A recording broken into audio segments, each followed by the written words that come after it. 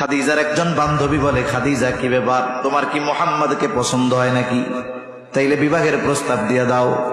অথচ খাদিজা দৃঢ় প্রতিজ্ঞাবদ্ধ ছিলেন যে তিনি আর কোনো বিবাহ বন্ধনে আবদ্ধ হবেন না। কিন্তু নবীজির চরিত্র মাধুর্যতায় মুখরিত হয়ে গেছেন, তিনি আকৃষ্ট হয়ে গেছেন। এইবার বলতেছে, শোনো, আমি যদি মুহাম্মদকে প্রস্তাব দেই, সে 25 বছরের একজন যুবক, আর আমি 40 বছর বয়স। এর আগে আমার 2 জন স্বামী দুনিয়া থেকে ইন্তেকাল করেছে। আমি যদি প্রস্তাব দেই আর মুহাম্মদ যদি আমার প্রস্তাব ফিরিয়ে দেয়, আমি লজ্জা পাবো। এবার বান্ধবী বলতেছে, তাহলে প্রস্তাবটা আমি দিয়ে দেই। খাদিজা বলে, দিতে পারো, তবে আমার পক্ষ থেকে যে প্রস্তাব দিচ্ছ বিষয়টা জানি গোপন থাকে, যদি ফিরায় দেয় আমি লজ্জা পেয়ে যাব। এইবার ওই বান্ধবী নবীজির কাছে গেছে, গিয়ে বলে, মুহাম্মদ কি ব্যাপার, বয়স তো কম হলো না, বিবাহ শাদী করবা না? নবীজি বলতেছে, আমি বিবাহ করব কেমনে, আমার তো কোনো টাকা পয়সা নাই, খরচ চালানোর তৌফিক নাই।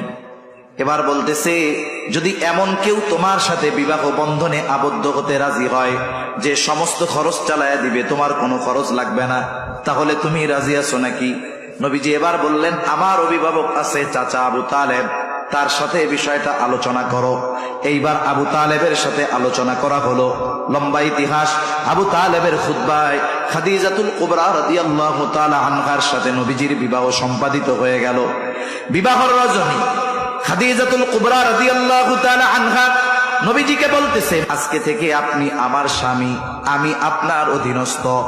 শুনে নেন, আমার যত সম্পদ আছে আমি আমার সব সম্পদের মালিকানা আপনাকে দিয়ে দিলাম।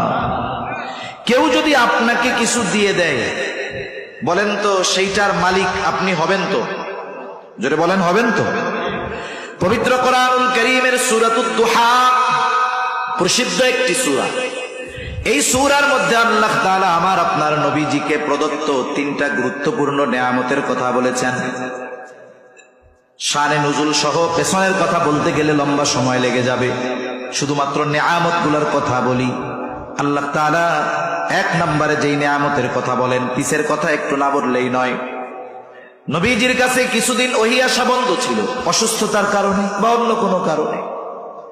নবীজি অসুস্থতার কারণে ওহী আসা বন্ধ। নবীজি অসুস্থতার কারণে ভোর রাত্রে তাহাজ্জুদের জন্য উঠতে পারেন নাই।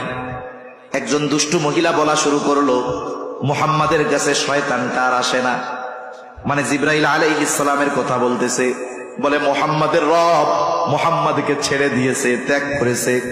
আল্লাহ তাআলা এই ঘটনাকে কেন্দ্র করে নবীজিকে সান্ত্বনা দেওয়ার জন্য সূরাতুদ দুহা নাজিল করেন।